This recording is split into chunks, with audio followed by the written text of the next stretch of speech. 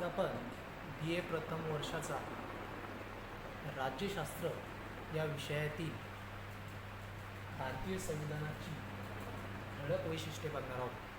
त्या अगोदर आपल्याला भारतीय संविधानाविषयी थोडक्यात माहिती सांगणार आहे. भारतीय संविधानाची निर्मिती केव्हा झाली तर ती 26 नोव्हेंबर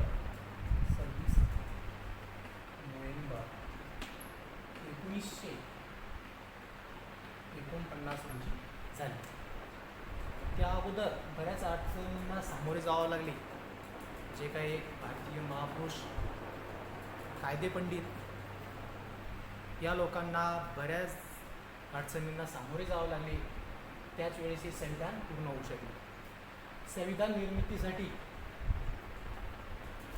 2 वर्ष 11 महिने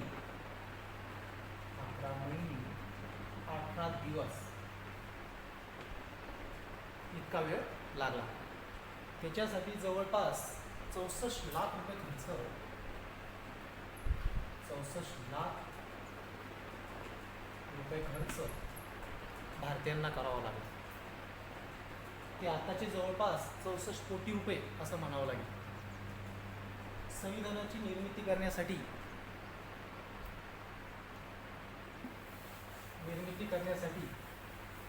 जवळपास 60 देशांच्या राज्यघटनेचा अभ्यास भारतीय महापुरुषांनी केला. 60 देशांच्या संविधानाचा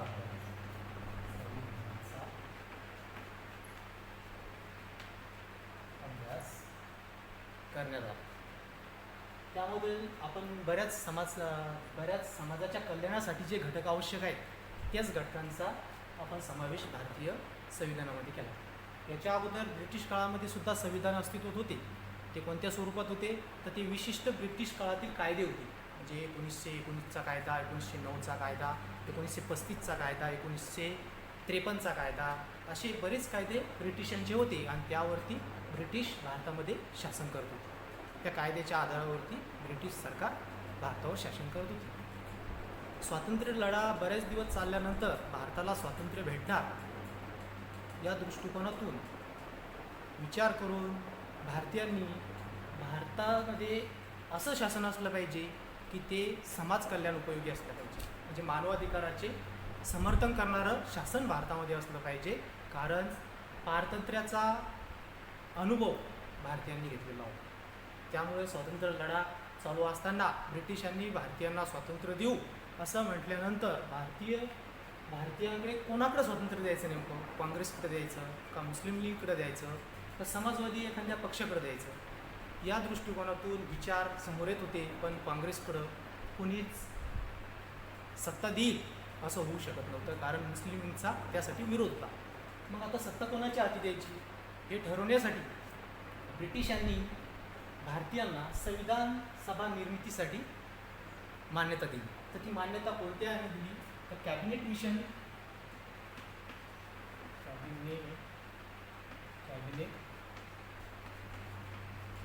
मिशनद्वारे मे 1946 मध्ये त्यांनी मान्यता दिली. त्यानंतर 1946 मध्ये मान्यता भेटल्यानंतर त्यामध्ये 389 सदस्य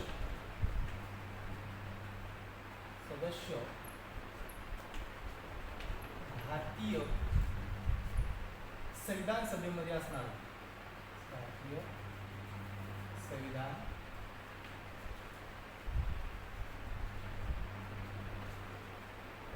सभेमध्ये असणार होते. परंतु त्यानंतर पाकिस्तानची मागणी पुढे आल्यानंतर सदस्यांमध्ये कमतरता झाली. म्हणजे माउंट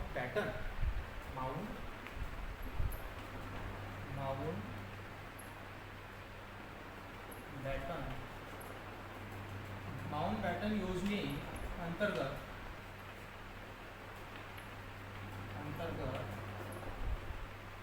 स्वातंत्र्याचा कायदा पास करण्यात आला. भारतीय स्वातंत्र्याचा कायदा कायदा पास करण्यात आला 1947ला. 1947ला 14 ऑगस्ट 1947ला पाकिस्तान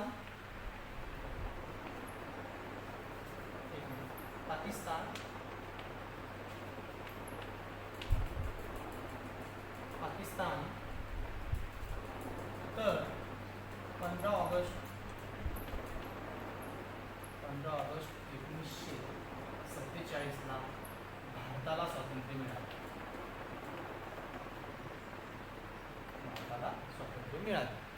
त्यानंतर सदस्य संख्येमध्ये घट झाली. विभाजन झाल्यामुळे सदस्य संख्येमध्ये घट झाली आणि सदस्य संख्या झाली 289 सदस्य संख्या संविधान सभेमध्ये राहील. त्यानंतर संविधान सभेने 2 वर्ष 11 महिने 18 दिवसानंतर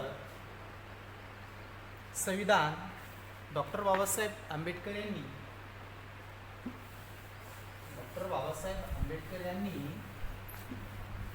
संविधान सभेचे अध्यक्ष डॉक्टर राजेंद्र प्रसाद यांना 26 नोव्हेंबर 1949 रोजी सुपूर्द केले. त्यानंतर ते 26 जानेवारी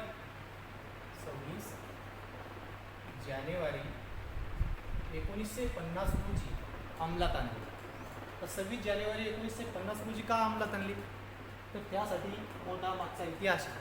स्वातंत्र्य लढा चालू असताना 26 जानेवारी 1930 रोजी स्वातंत्र्य दिवस साजरा करण्यात आला होता की बाबा आम्हाला पूर्णपणे स्वातंत्र्य आता देण्यात आलेलं आहे आणि देण्यात यावं आणि स्वातंत्र्य यावं असं मानण्यात आलं होतं 26 जानेवारी 1930 रोजी. त्यामुळे या दिवसाचे औचित्य साधून 26 जानेवारी 1950 रोजी भारतीय संविधानाची पूर्णपणे अंमलबजावणी करण्यात आली. 26 नोव्हेंबर 1949 रोजी काही कलमा लागू करण्यात आल्या की ज्या सुरक्षेच्या दृष्टिकोनातून भारतीय सुरक्षेच्या दृष्टिकोनातून आवश्यक होत्या आणि अशाच कलमा त्या काळी लागू करण्यात आल्या. त्यानंतर पूर्ण संविधान 26 जानेवारी 1950 रोजी लागू झालं.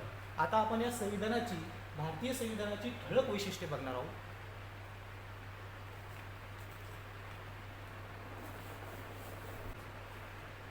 लोकशाही आणि गणराज्य. भारतीय संविधान निर्मिती केल्यानंतर भारतीय संविधानामध्ये लोकशाहीला सर्वात मोठा वाव देण्यात आला. भारतामध्ये प्रौढ मतदान पद्धतीने प्रतिनिधींची निवड केली जाते आणि त्यांचा कारभार ते प्रतिनिधी बघतात. सर्व लोक आपल्या प्रतिनिधींना निवडून देतात, म्हणजेच खासदार आमदारांना निवडून देतात आणि ते खासदार आमदार मुख्यमंत्री आणि पंतप्रधानांची निवड करतात आणि त्यानुसार आपला देशाचा कारभार चालतो. सर्वात मोठी लोकशाही जर असेल तर ती भारतात. हे झालं पहिलं वैशिष्ट्य भारतीय संविधानाचं. त्यानंतर दुसरं वैशिष्ट्य म्हणजे असं की ते लिखित संविधान आहे. लिखित संविधान आणि सर्वात मोठे संविधान व सर्वात मोठी संविधान. भारतीय संविधान हे लिखित स्वरूपाचे आहे आणि सर्वात मोठे संविधान आहे. कारण भारतीय संविधानामध्ये मूळ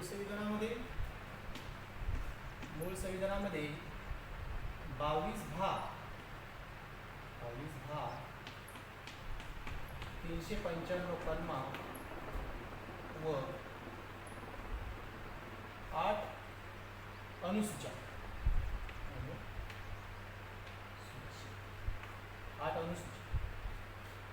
मूळ संविधानामध्ये होती. आणि आता सध्याच्या स्थितीमध्ये 25 भाग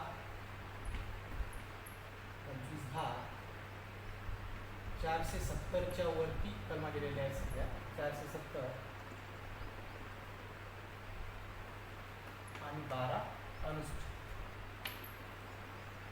त्यामुळे भारतीय संविधान हे सर्वात मोठे संविधान आहे, जगातील सर्वात मोठे लिखित संविधान आहे. कारण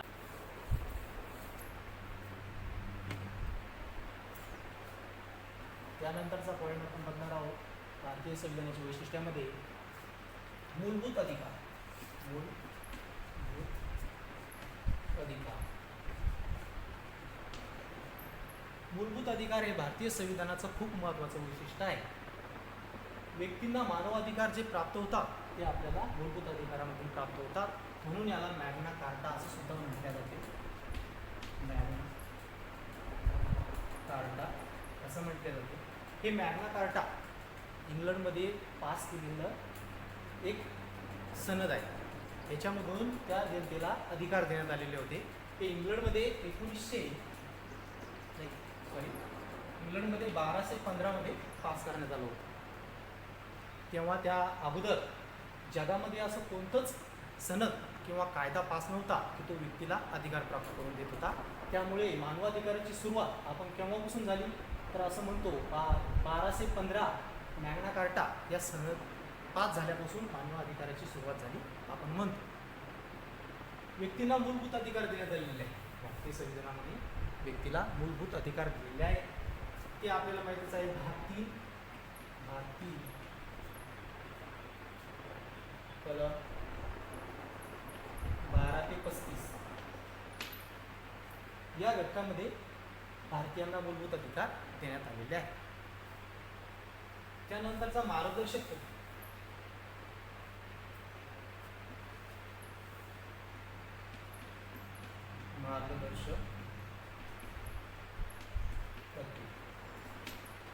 याला आपण राज्याच्या धोरणाची मार्गदर्शक तत्त्वे असे म्हणतो. या मार्गदर्शक तत्वानुसार राज्याला मार्गदर्शन करण्याचे काम हे तत्व करते. म्हणजे राज्याची परिस्थिती ज्याप्रमाणे सुधरेल त्याप्रमाणे आपण वेगवेगळे सुविधा करू शकतो, हे असं मार्गदर्शन या तत्वामार्फत केलं जातं. त्यानंतरचा पॉईंट आपण बघणार आहोत संसदीय शासन पद्धती. संसदीय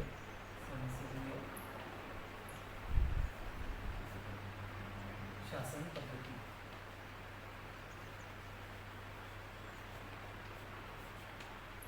ही संसदीय शासन पद्धती आपण इंग्लंडतून स्वीकारलेली आहे. संसदीय शासन पद्धतीचा अर्थ असा होतो की आपण विशिष्ट प्रतिनिधी पाठवून देतो संसदेमध्ये आणि त्यांचा कारभार त्या प्रतिनिधीच्या मार्फत मंत्रिमंडळ पाहतो. म्हणजे मंत्रिमंडळाची निर्मिती आपली काय संसदेमधून आपण करतो. ज्या पक्षाला बहुमत प्राप्त होते ते पक्ष लोकसभेमध्ये बहुमत प्राप्त करतो. त्या पक्षाचा कायदेमंडळामध्ये म्हणजे आपलं मंत्रिमंडळामध्ये त्याचा समावेश होतो आणि ते मंत्रिमंडळ आपल्या देशाचा कारभार पाहते. त्यामुळे आपण इंग्लंडतून ही संसदीय शासन पद्धतीचा स्वीकार केलेला आहे. त्यानंतर संघराज्य शासन पद्धती. संघराज्य शासन पद्धती